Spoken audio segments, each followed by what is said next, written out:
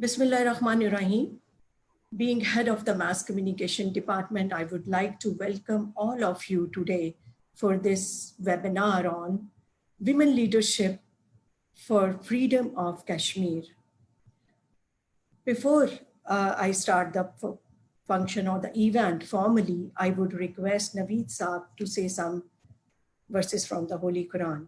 Naveed Saab, please. بسم الله الرحمن الرحيم الحمد لله رب العالمين الرحمن الرحيم مالك يوم الدين إياك نعبد وإياك نستعين اهدنا الصراط المستقيم صراط الذين أنعمت عليهم غير المغضوب عليهم ولا الضالين آمين صدق الله العظيم. Jazakallah.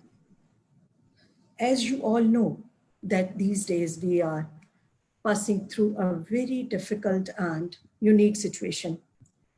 But this unique situation has provided us so many opportunities of learning. And you must have observed that our life is transforming. We are living in a digital age now.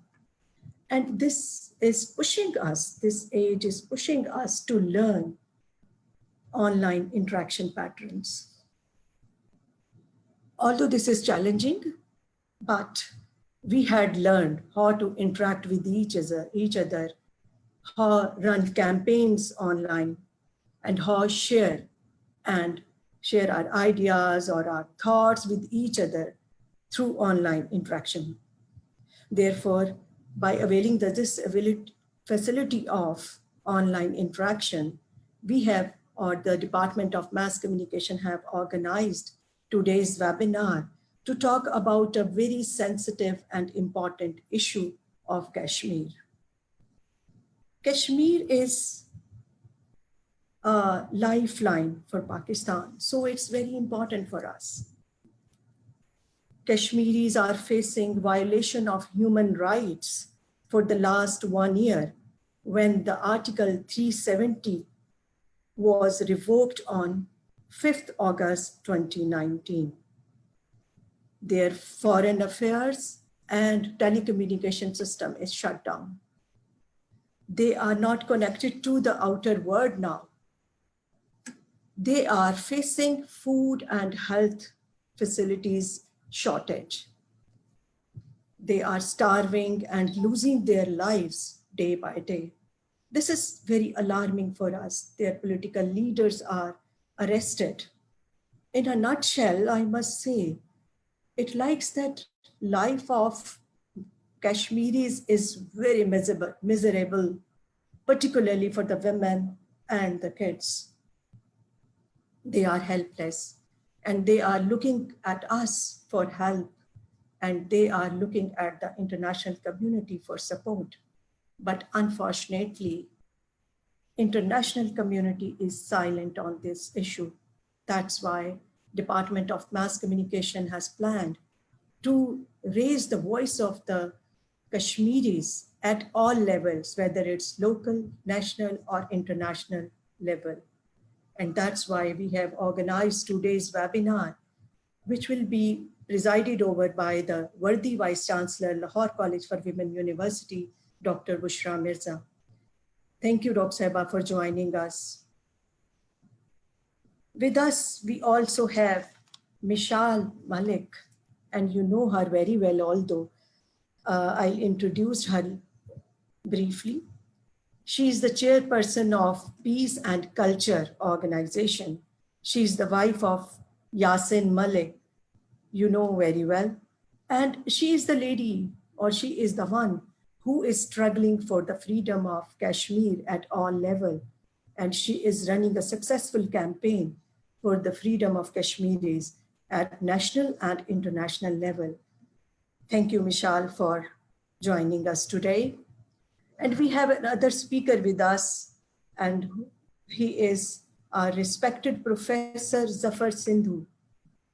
He is a writer, an analyst, and activist, and working for Kashmir cause, for particularly for as peace ambassador.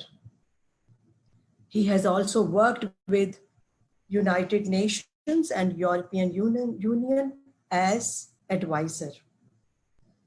Before I invite Professor Zafar Sindhu to talk about that how the situation of Kashmir is creating problems for this region, particularly for this region, and what are the remedies as a woman we can adopt to control the situation or to work for the betterment of the situation.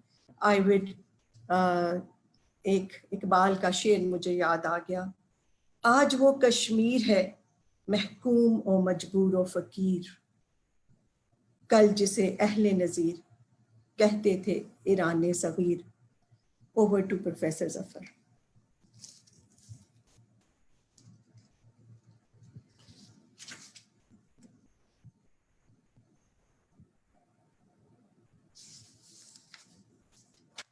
With the name of Allah, who is very kind and merciful, Miss Michal Malik, Chairperson, Peace and Culture Organization, Honorable Vice Chancellor, Professor Dr. Bushra Mirza, Dr. Anjum Zia, Chairperson, Mass Communication Department, and all the viewers around the university and across the university who are watching us. Assalamu alaikum. Lahore College for Women University progressing day by day due to quality education and co-curricular activities. And I would like to congratulate to the Honorable Vice Chancellor and her team. And I will also grateful to the university management to organize this webinar on Kashmir issue. This is a very crucial issue. So I am very grateful to Dr. Anjum Zia Sahaba, Honorable Vice Chancellor Sahaba.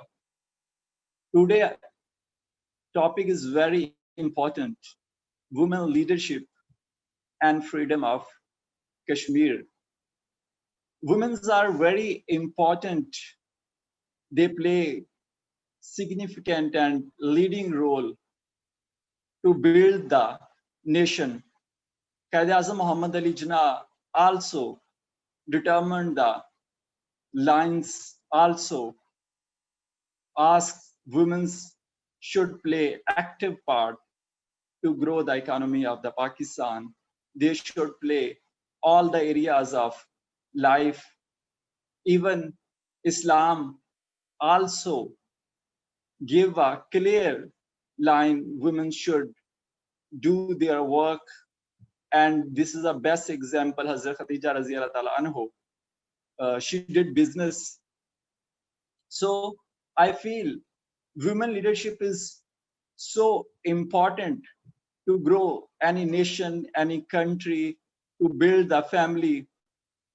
And this is our institution, Lahore College for Women University, who developing the career of women's.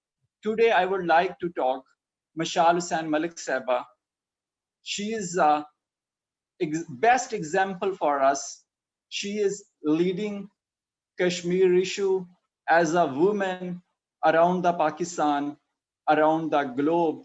She is wife of detained Mr. Yasin Muhammad Malik, and she is a very bravely doing day and night work for Kashmir.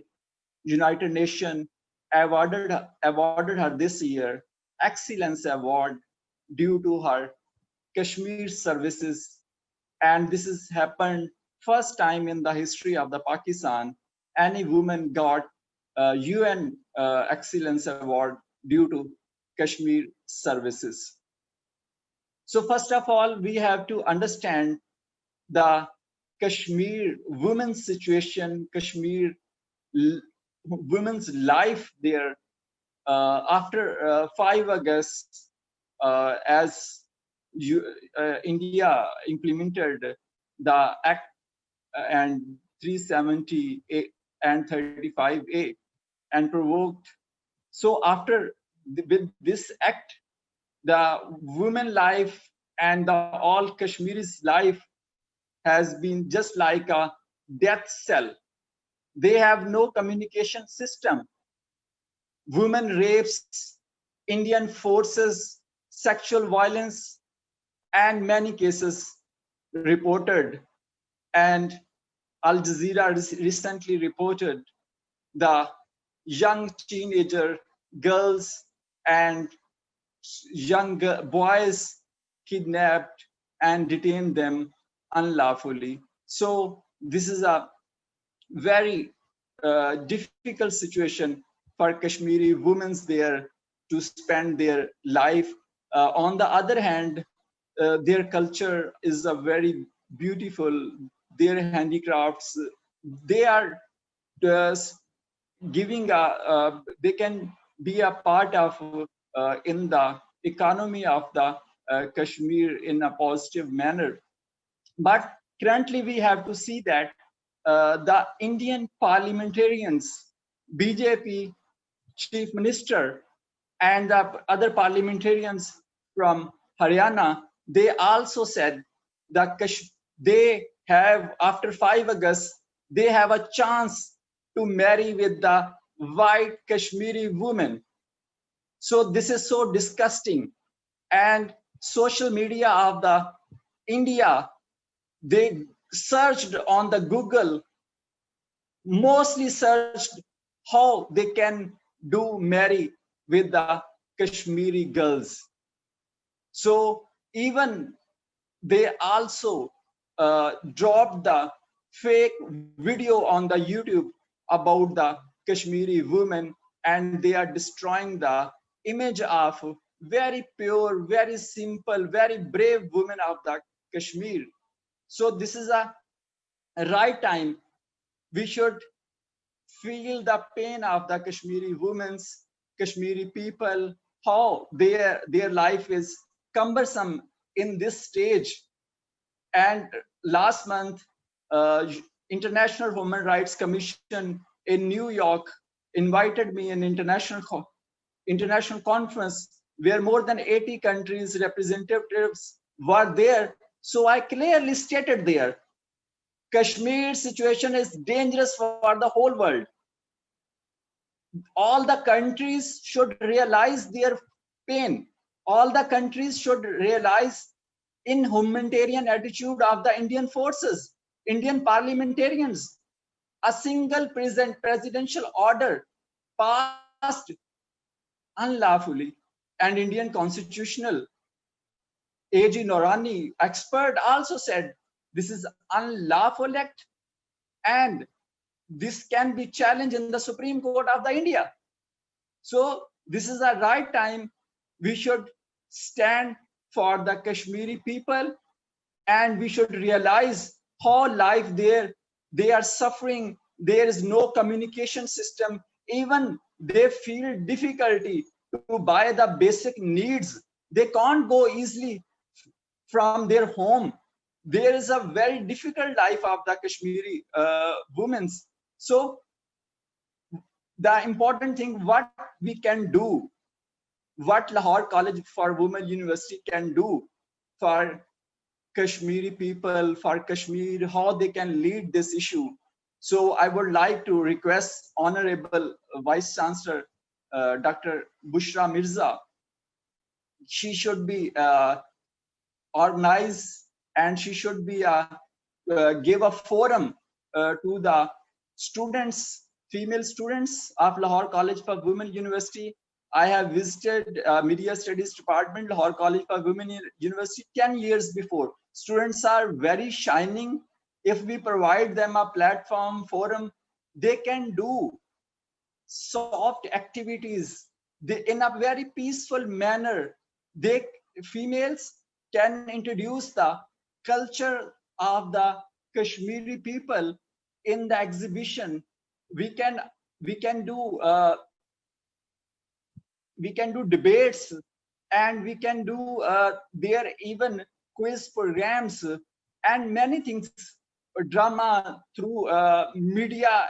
And as Dr. Anjum Zia, she's heading the media studies department there, and she better know what is the role of the media and how much media can play a significant role. But unfortunately, media has normally no editorial policy about the Kashmir.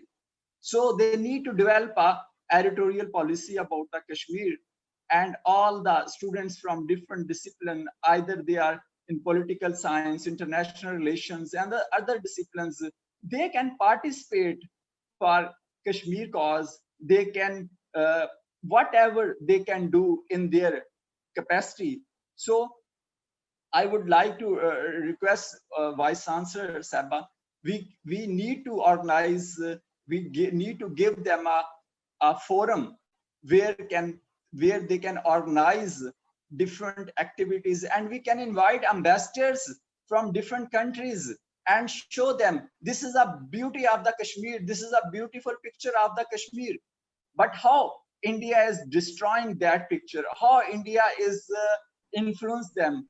So United Nations, I think this is a time United Nations should be intervene, and they should realize the situation. And another important thing which I would like to tell here, new world order. This is very important in this time. China and Iran strategic partnership, that would be very fruitful for the region, for the Pakistan, for the peace, for CPAC and Gwadar Port. And secondly, the struggle for Afghanistan peace process by the Pakistan and China and Russia, and they are contacting there with different groups for peace process. So China has invested. This is a big project in the Asia. This is a big project in the world. So China also need peace in this region. This is essence for their for business of China. And secondly, China is also stakeholder for Kashmir. We also, and China also president of UN Security Council. So China can also play important role for Kashmir. China can also build a peace in the region, and also demand from the United Nations and all the world, they should realize the situation of Kashmir, and there should be a peace. Thank you very much. Thank you. Thank you so much, Professor Saab. You have analyzed the situation properly, and your valuable recommendations are very important for us. Certainly, we will work on it, and with the approval of our worthy Vice Chancellor. So after listening you, I may conclude that of course, मैं एक शेर ही पढ़ के सुनाऊंगी. शहरक पाकिस्तान की है ये अर्ज़ गुल कश्मीर, आग में लेकिन सुलग रहा है मेरा इरम नज़ीर. दुख तकलीफ ने घेरा है अब इनको चारों ओर, देख के उनको हो जाते हैं पत्थर भी दिलगीर. Now I would like to call Michal that kindly throw light on particularly what is the current international scenario of this issue, and how, being a women university, we can play a very active role to create impact on international community. Please, Michal Malik. Bismillahirrahmanirrahim. First of all, I am very thankful to the Honorable Vice Chancellor, Dr. Bushra Mirza, to the faculty, Dr. Anjum Zia, and to one of our teammates, an honorable person who is always there with us in all our endeavors, promoting a peaceful solution of the Kashmir cause, Professor Zafar Sahab, and all the other people who are listening to me, the students especially. And I'm truly grateful that Lahore College University for Women hosting this webinar on a very crucial topic in crucial times, and crucial globally also, and for the Kashmiris as well, post 5th August 2019. It's almost been a year since the abrogation of Article 370 and 35A, as the previous speakers discussed that briefly. I think it's imperative that we keep the issue alive, we retrospect on it, we analyze the current situation, we see the pros and cons and the ways of how we can promote the voices of the Kashmiri people on the basis of humanity, on the basis of UN Security Council resolutions, on the basis of, I believe, all religions, um, they promote equality, and especially within our own religion, Islam, women rights, peaceful solutions, Treaty of Hudaybiyah, many others we have, as was mentioned by Professor Zafar Saab about Hazrat Khadija. She was a very empowered woman. So we have a very rich heritage of very brave women throughout history, either Islamic history or the world history, or women participating in freedom movements or in political revolutions or human rights. Women have played a very powerful and effective role in the worst of circumstances. And this year as well, because it is the 20th year of the UN Security Council Resolution 1325, because as a woman, I was also always very concerned, even when I was a young student, I would always think about empowerment of women, and the way, the environment that you grow up in, that also plays a vital role in creating that level of confidence in a female, in a girl, on how to lead their life. Because are nowadays, they are not just homemakers, they're spread everywhere. Their activities, their jobs, their education, their fields of experience, their research, and they have left a benchmark almost in every field of the world. Just take the recent corona. I mean, the top female leaders of the world have been the best in times of stress and anxiety of corona, and have been very, very successful. And women have this thing in them of multitasking and absorbing too much into them, and they work in crisis really well. And the same goes for the women of Kashmir. But when it comes to the UN Security Council Resolution 3525, I would want the students who are watching and listening to me, they should kindly do research on this, because this is a landmark resolution on women, peace, and security. And 20 years back, it was formed, these resolutions, after years and years of struggle by the women folk around the world, and by studying global warfare and conflict zones. And it was then decided that no matter how many problems there are in the world, the importance of women's involvement in peace and security issues to achieve lasting and stable peace in the world, it's imperative for that. So it's inevitable to keep them out of this whole process. And women are encouraged, women are recognized that they are a key person in bringing peace around the world, as peacemakers, as politicians, as policymakers, as participants, and also as, sadly so, as the worst victims also. They're very vulnerable also at the same time, because of the conflicts and the war zones, and the sexual and gender-based violence that happens to women in conflict zones, especially harassment. And their level of responsibility also increases. And a solid example of that is of the women of Kashmir, Indian occupied Jammu and Kashmir. And the fact is that the worst, and which I mentioned, and the first victims of any war or conflict are the women and the children. And in Kashmir, they are the most vulnerable, and at the same time, they are the breadwinners also. They have the economic and socio-economic burden on them. The men folk, most of them, either they have been disappeared by the Indian forces, or they have been martyred, or they're unemployed because they don't get employment there much. So women have extra burden on them to study, to educate themselves, to get jobs, to go out of their homes, to search for their loved ones who have vanished or disappeared, to face harassment, comments, stares, glares, body searches, and all forms of physical humiliation from the Indian forces over there in such an environment.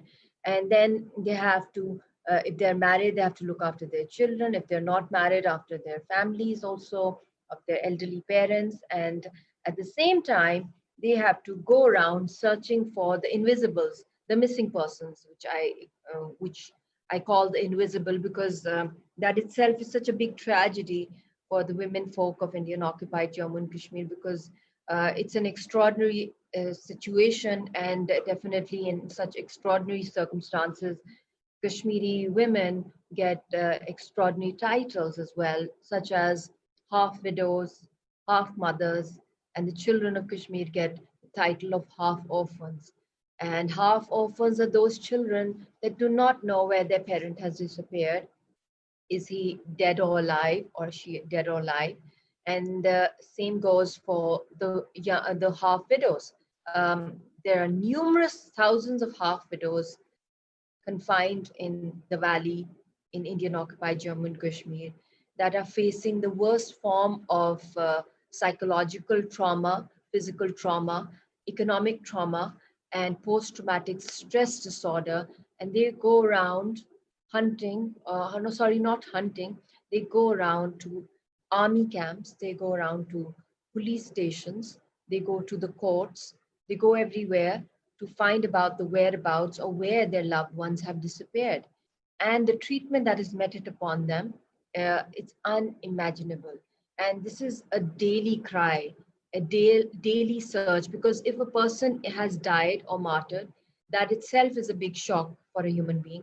But if you are constantly locked in this shuttlecock of, like, that are they alive? Are they okay? Where have they gone? Are they having food? Are they being tortured? Their disappeared loved ones. And in this uncertainty, years are spent. And the impact of that trauma is way more than that of a person who has died or been killed, because at least they can see the dead body or they can bury it. But in this case, if they have even died, they don't know. And there have been numerous cases of mass graves over there. And there have been people's tribunals internationally that have done strong reports on this, on the unmarked graves over there, and also by Amnesty International. So these are the gross violations, as always, that take place in such chronic issues that have been unresolved and been the oldest pending conflicts in the UN's agenda. And then the half mothers, just as the half widows, it's the half mothers. I mean, they're young, mostly it's the young sons that have been disappeared by the Indian forces, kept in torture cells, and no one has a right to know where they are. And that never-ending search for their family members keeps a heavy toll on their mental and physical health. And then there is a very important aspect which I would like to share with the girls listening to me, is that the legal aspect. I mean, there's this, I mentioned the socio-economic aspect related to the people who are not declared dead, or who have vanished or disappeared by the forces. So their wives, supposing their husband has disappeared, the legal issues that they face because they do not have the death certificate. I mean, if that person who has disappeared has some cash in the bank or some properties, that they cannot be divided. You have to wait for around 7 years or something. And that itself is, it's so traumatic, because it's such incidents of disappearances, they are not planned. They happen suddenly and abruptly in conflict, especially. And then you're taken off guard.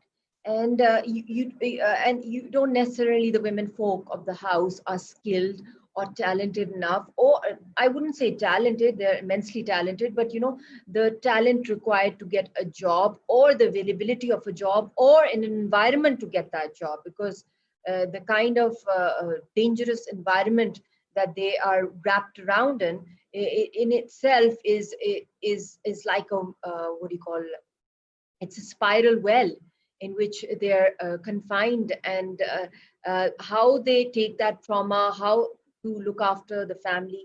So this is something which the legal aspect, the trauma, the post-traumatic stress disorder, then a lot of fertility issues, because women are mostly depressed over there because they feel terribly insecure, and it is the intrinsic right of every female especially, and it's within her nature that she wants security, she wants stability, and that is not provided to her anywhere within the house or nor outside, because the Indian forces can barge into their homes anytime. And these Indian forces will not just use weapons, they will use rape as a weapon of war to terrorize them, to demonize, uh, uh, to scare them, to suppress them, to shatter their personalities and even their souls. So this is something which has a very, very high psychological, emotional cost on the women, and they're very, very vulnerable in such situations. But hats off to the Kashmiri women, that it is because of them that the movement is still continuing. They're participating actively in rallies, in protests, in processions. We have Praveena Hunger, this elderly lady from years. She's searching for her disappeared son. She's a half mother, and she works on collecting data of all the missing persons within Indian occupied Jammu and Kashmir. And we have Asya Andrabi Sahiba, she's in Tihar jail, a very brave Kashmiri female activist who's advocating for freedom from the occupation.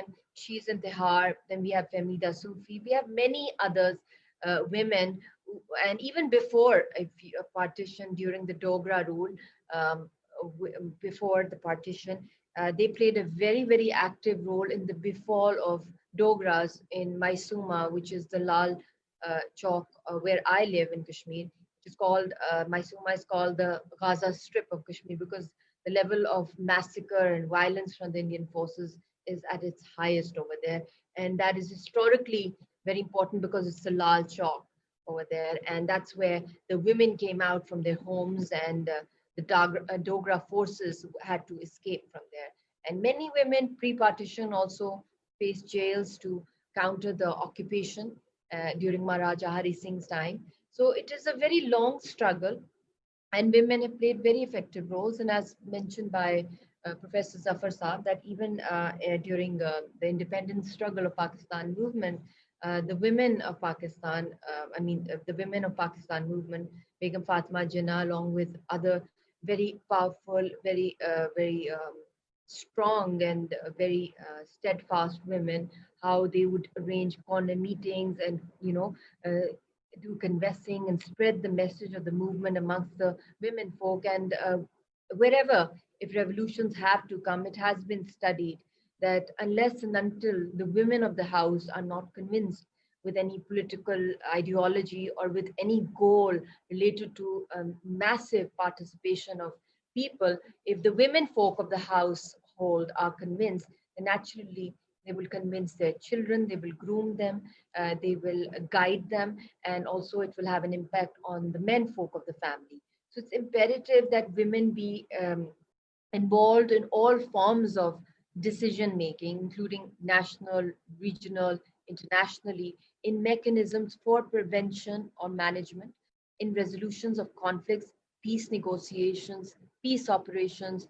If you have them as soldiers around the world, you have them in police, you have them in army, you have them in politics, and even special representatives at the UN, other world bodies.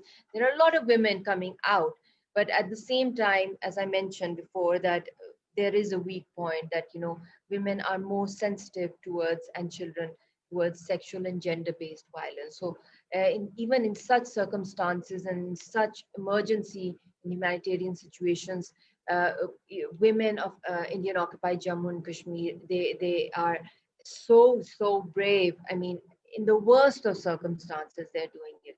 Every woman around the world has a challenge to, to prove her mettle, or she has to work double the efforts of a man sometimes, because she has to prove that she is stronger, she's more confident, she's more vocal, and she can face everything, and she's multitasking all over the world.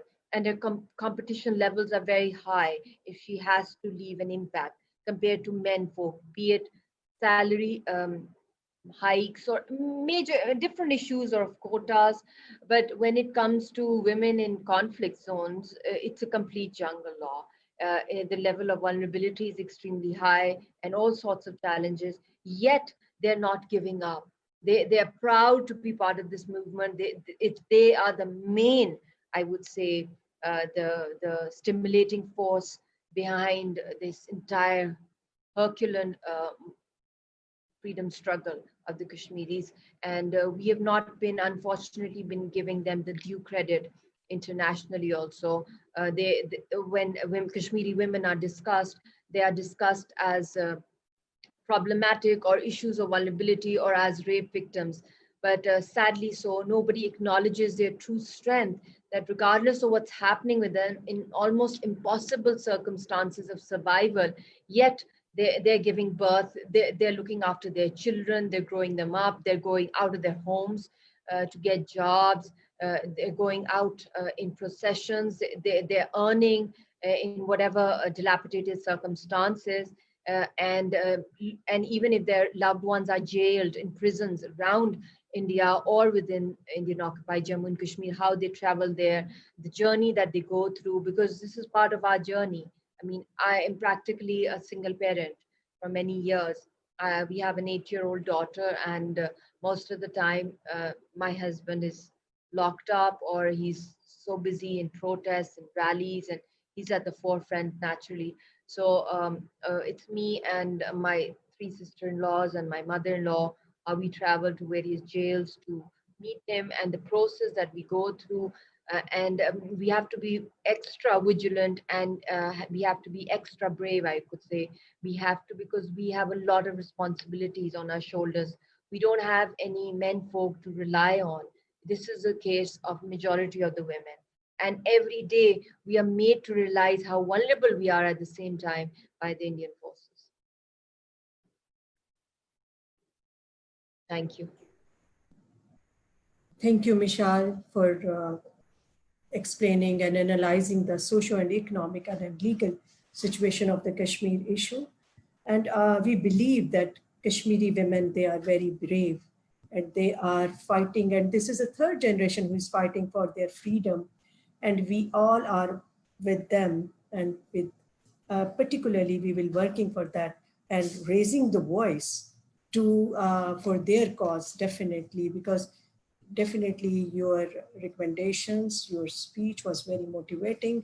Thank you so much. Or I would say that जुल्म सहना भी तो जालिम की हमायत ठहरा, जुल्म सहना भी तो जालिम की हमायत ठहरा, खामोशी भी तो हुई पुश्त पनाही की तरह. Definitely we are ready to raise the voice for the freedom of the Kashmir. Definitely. Thank you so very much. And now I would like to invite our worthy Vice Chancellor, Dr. Bushra Mirza, to conclude the session. Bismillahirrahmanirrahim. Jim, can you hear me? Of course, Dr. Abba. We are. Right. Assalamu alaikum. And I feel really privileged that we have with us Ms. Michal Malik and Professor Zafar. And I congratulate Anjum Zia Saiba to organize this event, this webinar. In Lahore College for Women University, we have been organizing webinars and events previously also on Kashmir issue very regularly. And we will definitely like in future to continue this in a more vibrant way. Now, I feel that as very rightly mentioned by Professor Zafar and Ms. Michal, that this Kashmir issue is not just the issue of Kashmiris, but and not even issues of Muslims, but it's an issue of mankind. It's issue of every human being. And the kind of atrocities which are being exercised there is a shame for the whole world. And especially the media do not raise voice the way we need to. At Lahore College for Women University, we always make our humble efforts to make our students aware of the important issues and what can be more important than Kashmir issue, as well as we provide them opportunities so that they can meet the role models, and who can be better role model than Michal Malik. And so the whole idea is to train our students, to make them aware and to prepare them for the world, which is not always very pleasant. Like we see this situation in Kashmir, and this is the real life, this is the real world, which is the very horrible face of real world. And we have to prepare our students, our new generation, to be aware of that horrible side of their life and horrible side of the world reality, so that they can be prepared for that and they can play their role in whatever capacity they can. Now, I personally feel that no movement can be successful, no objective can be met without participation of women, because of course they are more than 50% of the population, and also they are responsible for making their families and their children aware of the situation around them, in educating them. But I personally feel that now the whole world is realizing that it's not participation of women, but it's their presence at the leadership position, which seems to be important for the success of any movement, for the to achieve any objective. And that is why I personally feel that having leaders like Michal and their presence as role model for our younger generation is certainly an important aspect to ensure success of this movement, and to get the objectives of human rights in Kashmir, and eventually, inshallah, one day having Kashmir, independent Kashmir. Now, we see in Pakistan movement also, women played very important role at leadership level. And so that is, so now we are seeing women leaders in the Kashmir movement as well, which is very important. And I really like the way Michal said that it's very unfortunate that we always see in media Kashmiri women as victims and as helpless women. Of course, they are vulnerable. Of course, they are facing a lot of atrocities. But in fact, we need to highlight the strength of those women. We need to highlight the resilience of those women, because they are the strength they are showing is unparalleled, and that actually gives the hope that if mothers and daughters of a nation can be so strong and so resilient and so determined to achieve the goal, then there is no reason that that goal cannot be achieved. So that is why I feel that it's so important to have women leaders, because women leaders not only are multitasker and they are resilient, but also I feel that they can be much more effective role models. They can be much more effective in inspiring and motivating younger generation. And that is why their presence at leadership position is kind of something which is extremely important for the success of any movement to achieve any objectives. And inshallah, as we all hope and pray, that day will come soon when this movement will be successful and people of Kashmir will get their right, they will get the basic human right, and they will get what they deserve. Thank you very much, Dr. Zafar and Michal, for joining us. And thank you, Dr. Anjum Zia and her team and Mass Communication Department for organizing this event. I hope that this event has been very inspiring and very educating for our students, as I see lots of students participating in this event. And in future also, this event will be available on our web TV and on our website. And so it will keep on inspiring all other students and visitors to our website. I am again feel highly honored for playing a humble role as Vice Chancellor of Lahore College Government University to struggle for this noble cause, for raising our voice to achieve this noble objective. And anyone who can help us, who can join us, they are more than welcomed.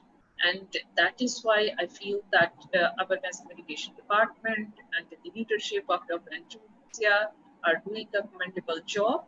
Inshallah, we will be organizing more events like this, and we will be involving our students' participation in multiple ways so that we can raise our voice and play whatever role we can play.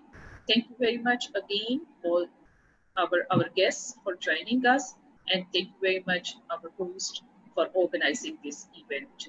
Inshallah, with our efforts, with everyone's effort in whatever capacity they are playing their role, we will all see that day when we will see Kashmiris getting their rights and Kashmir being an independent nation, independent country.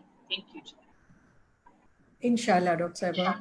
Thank you so very much, because your valuable comments are, of course, very important for us. And secondly, your appreciation always encourages us to do such activities. And this is a noble cause, or definitely we all will be all out for that. And whatever expectations our university or different organizations who are working for the freedom of the Kashmir will have from us, we will work accordingly, inshallah. Thank you, Dr. Saiba. Thank you for joining us, sparing your valuable time and giving very important and precious recommendations. And I'm also thankful and grateful to Michal, because she remains very busy, but she spared her valuable time with us. But I think so that this is the cause where we should feel privileged to talk about such issues, because Kashmir is, as I said earlier, is a lifeline of Pakistan also. And I'm also grateful to Professor Zafar Sindhu, and he's always very much ready to contribute in such activities.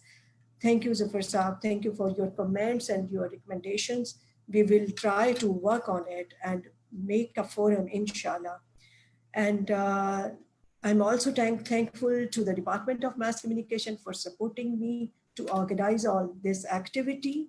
And last but not the least, I'm thankful to my web TV team and media team, who is always ready to do whatever I ask. And thank you so very much. And I'm grateful for that purpose, I must name the person who are involved with me for the last 2 days.